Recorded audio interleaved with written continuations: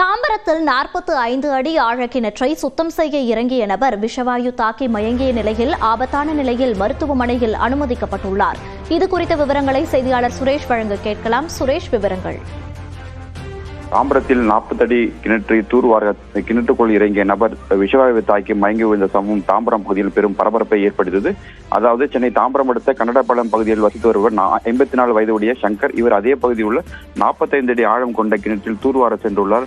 அப்போது கிணற்றில் இறங்கி தூர்வாரி கொண்டிருக்கும் போது திடீரென கிணற்றுக்குள் விஷவாயு தாக்கியுள்ளது. இதில் மயக்கமடைந்த சங்கர் கிணற்றுக்குள் மயங்கி விழுந்துள்ளார். இது குறித்து அங்கிருந்த பொதுமக்கள் தாம்பரம் தீயணைப்புத்துறையினருக்கு தகவல் தெரிவித்துள்ளனர்.